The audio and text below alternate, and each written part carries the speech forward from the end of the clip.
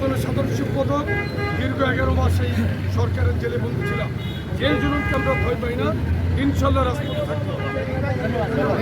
দর্শক, দীর্ঘক্ষণ আমরা লাইভে ছিলাম বাংলা টাইম আপনারা জানেন আজকে কেন্দ্রীয় যুবদলের সাধারণ সম্পাদক মুনায়েম মোল্লার উপস্থিতিতে এবং কেন্দ্রীয় আরও যুবদলের নেতৃবৃন্দ সিলেটের লেকচার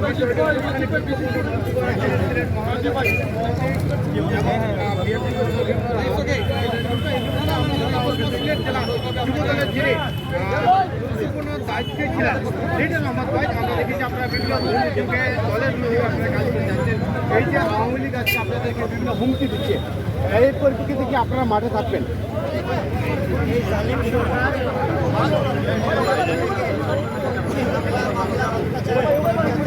করেই যাচ্ছে আমাদের উপর। এইসব হামলা হুমকি এসবে তো আমরা ভয় পাই না। আমরা এইসব উপেক্ষা করেই আমরা রাজপথে আছি। আমরা চলমান আন্দোলনকে এগিয়ে নিয়ে যাচ্ছি। তার ধারাবাহিকতায় আজকে আমরা গ্যাস, বিদ্যুৎ, নিত্য প্রয়োজনীয় জিনিসের মূল্যবৃদ্ধির প্রতিবাদে আজকে আমাদের এই কর্মসূচি। ইনশাল্লাহ তাদের হুমকি ধমকিতে বাংলাদেশের গণতন্ত্র পুনরুজ্জীবিত হবে না।